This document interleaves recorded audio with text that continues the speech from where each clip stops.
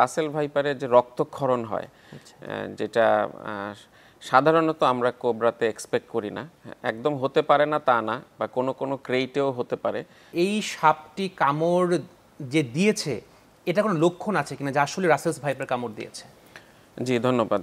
আমাদের দেশে মোটা দাগে আমরা 3 থেকে 4 ধরনের সাপ নিয়ে বেশি কনসার্ন থাকি চিকিৎসক হিসেবে।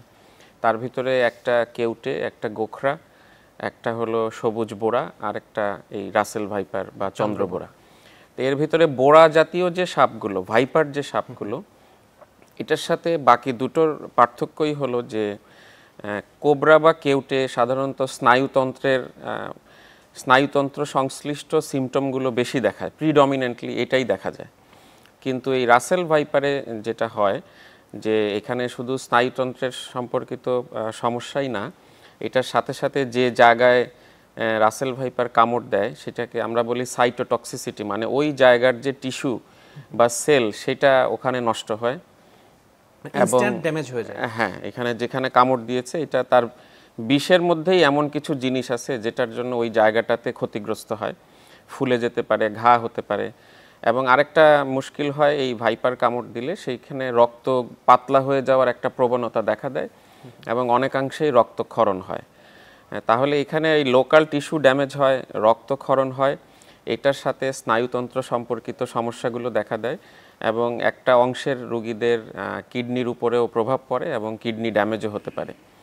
তো এই জন্য এই রাসেল ভাইপার ক্রেইট বা কোবরার সাথে ভিন্নতা হলো এখানে মাল্টিপল সিস্টেমকে ইনভলভ করার একটা প্রবণতা থাকে এবং অনেক রোগীর ক্ষেত্রে এটা হয় এবং সেই কারণেই এই পেশেন্টদের মাল্টিডিসিপ্লিনারি কেয়ারের প্রয়োজন হয়।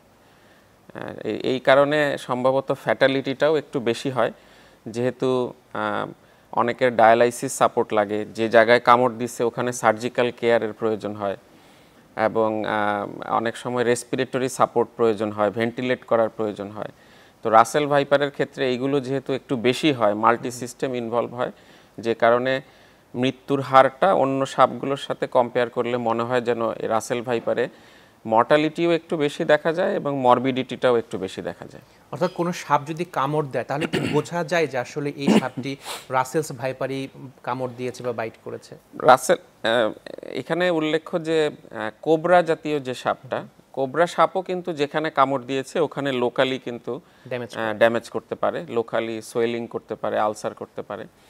রাসেল ভাইপারের সাথে বিশেষত্ব হলো রাসেল ভাইপারের যে রক্তক্ষরণ হয়, যেটা সাধারণত আমরা কোবরাতে এক্সপেক্ট করি না, একদম হতে পারে না তা না, বা কোনো কোনো ক্রেইটেও হতে পারে, এটা অনেক আরেকটু গভীর ইয়েতে চলে যায়। সেটা মোটা দাগে বলা যায় যে রক্তক্ষরণ করার প্রবণতা, রক্ত পাতলা হয়ে যাওয়া, ব্লিডিং শুরু হয়ে যাওয়া, এটা সাধারণত আমরা ক্রেইট বা কোবরাতে এক্সপেক্ট করি না, যেটা রাসেল ভাইপারে হয়। মানে প্রচুর পরিমাণে রক্তক্ষরণ হবে, এটা হচ্ছে একটা প্রাইমারি ইন্ডিকেশন যে রাসেলস ভাইপার কামড় দিয়েছে। একটু দেরিতে, এটা লেটে হবে। প্রথমে হবে যেখানে কামড় দিয়েছে সেই জায়গার টিস্যুটা ড্যামেজ হয় এবং সেইটার পর আস্তে আস্তে এটা যখন ব্লাডে ছড়িয়ে যায় তখন রক্ত পাতলা হওয়ার প্রবণতা দেখা দেয় এবং কামড়ের স্থান থেকেও রক্তক্ষরণ হতে পারে, মাড়ি থেকে রক্তক্ষরণ হতে পারে, শরীরের অন্যান্য জায়গা থেকেও রক্তক্ষরণ হতে পারে। তো